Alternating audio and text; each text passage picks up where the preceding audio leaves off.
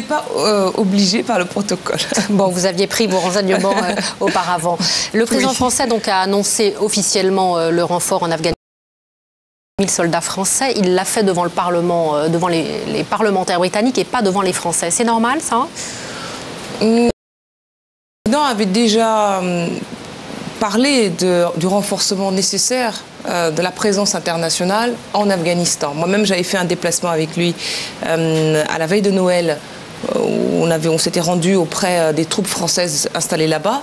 Il avait déjà tenu ce discours qui constituait à demander un renforcement de la présence malgré internationale. tout, on peut être étonné. Là, enfin, les parlementaires français l'ont en tout cas très mal pris. C'était pas quelque chose... après, bon, vous pouvez parler de forme, mais cette annonce-là n'était pas nouvelle. Nous parlerons du fond aussi. N'était pas nouvelle, parce qu'il l'avait déjà dit en Afghanistan, puisque j'y étais. Quand j'entends dire que Nicolas Sarkozy a réservé la primeur de cette annonce aux parlementaires anglais, c'est pas vrai, parce que au mois de décembre, je l'avais déjà entendu parler de renforcer la présence internationale en Afghanistan. Sans que ce soit un effectif annoncé comme ça l'est. Il n'a pas non plus annoncé d'effectifs. Des centaines d'hommes. Ouais. Il n'a pas, personne n'a annoncé d'effectifs. Je vois passer des chiffres, mais qui n'ont jamais été confirmés par l'Élysée. Oui. Mais aujourd'hui, malgré tout, il y a aujourd'hui un débat sur est-ce qu'il faut renvoyer ces hommes. On entend certains au Parti socialiste comme Jean-Louis Bianco évoquer un Vietnam. Là encore, est-ce que les mots sont forts ou est-ce qu'il y a vraiment quelque chose à redouter de grave?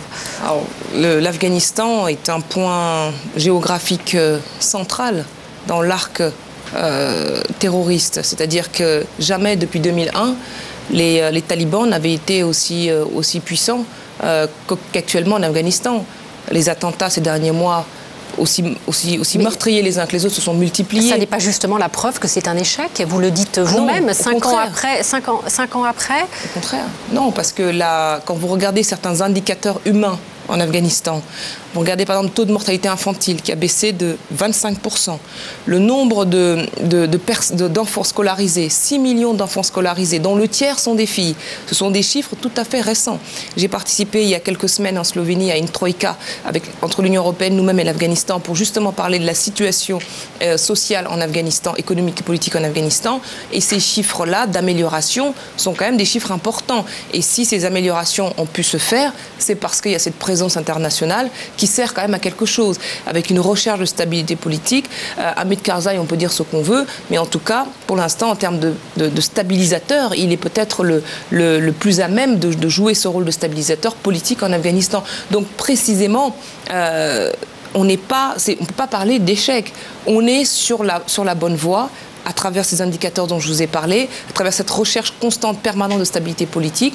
Et maintenant, il faut parachever ce travail en renforçant la présence internationale. Les spécialistes disent que c'est un combat très difficile, c'est une guérilla dans des montagnes, que c'est une guerre ingagnable.